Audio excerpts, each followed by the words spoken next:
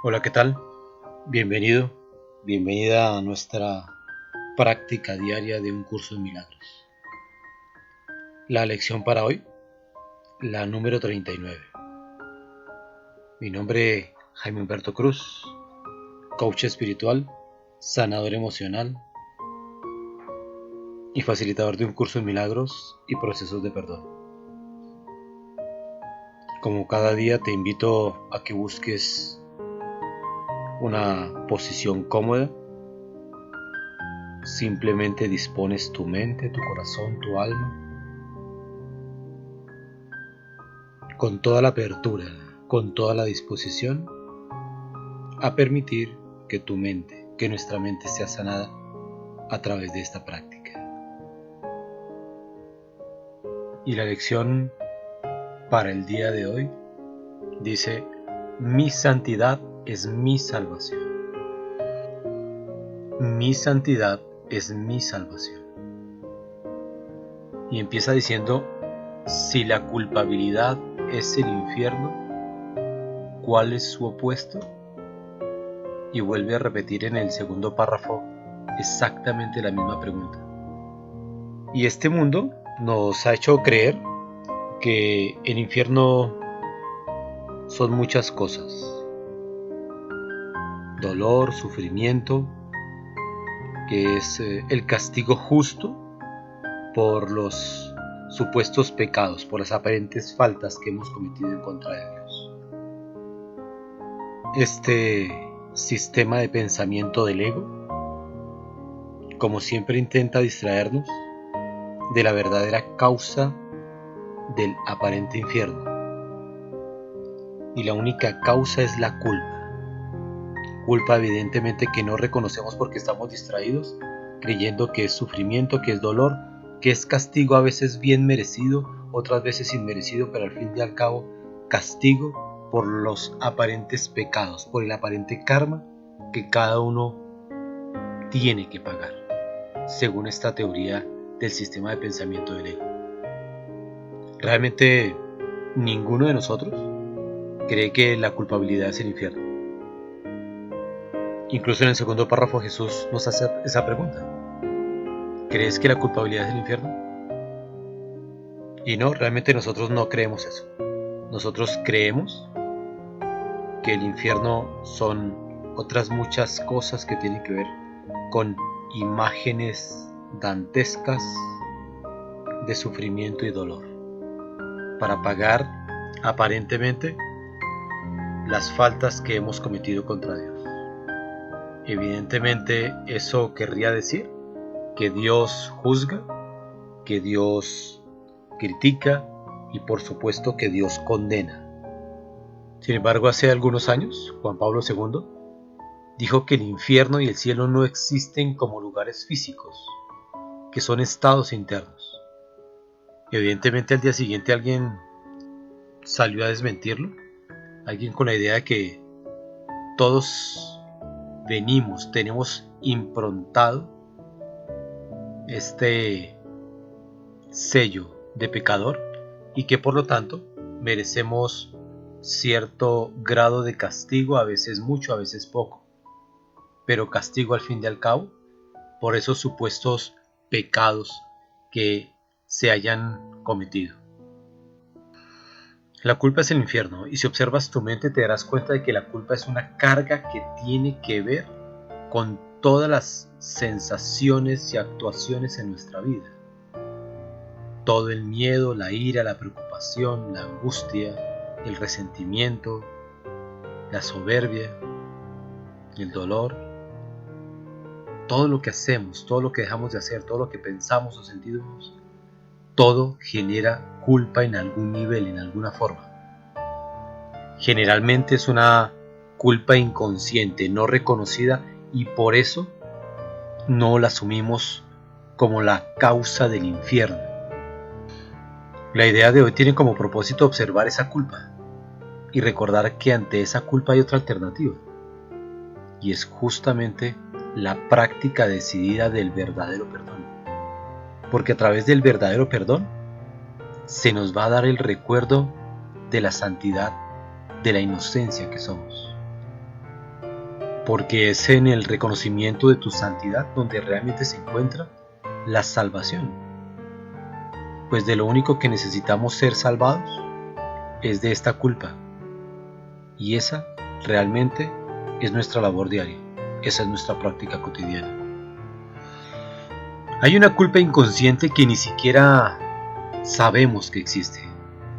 En el instante en que nosotros elegimos separarnos de Dios, del cielo, del paraíso, se fabrica esta culpa inconsciente, se fabrica este sistema de pensamiento del ego, que con sus velos de amnesia lo único que han hecho es hacernos sentir culpables por aparentemente haber ofendido a Dios, haber atacado a Dios.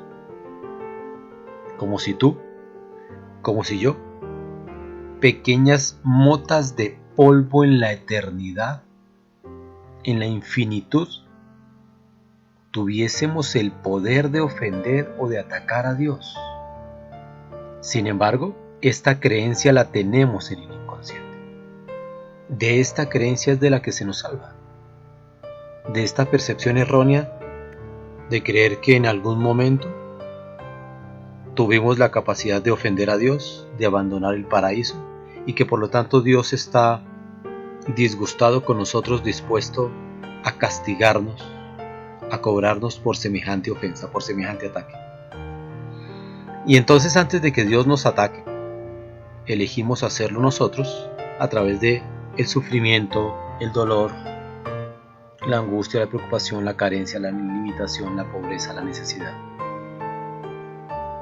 Pero todas esas son formas simplemente de esa culpa inconsciente que está reprimida, guardada, no asumida.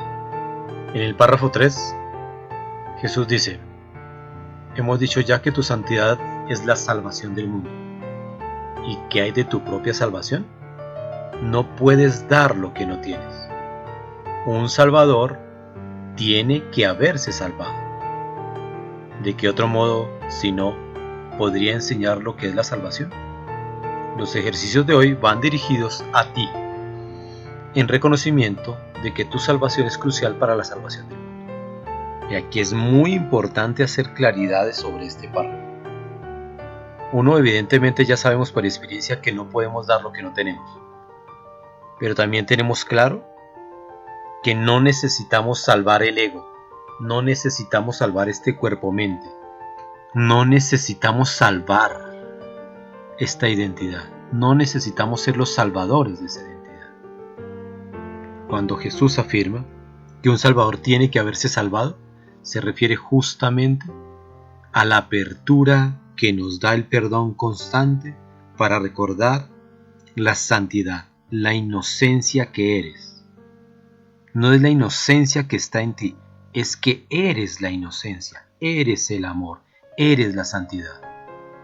Y en ese pequeño gran reconocimiento es donde tocas al resto del Hijo, a toda la mente. Tanto que en el párrafo 4 Jesús empieza diciendo: tu santidad es la respuesta a toda pregunta que jamás se haya hecho, se esté haciendo ahora o se haga en el futuro. Tu santidad significa el fin de la culpa.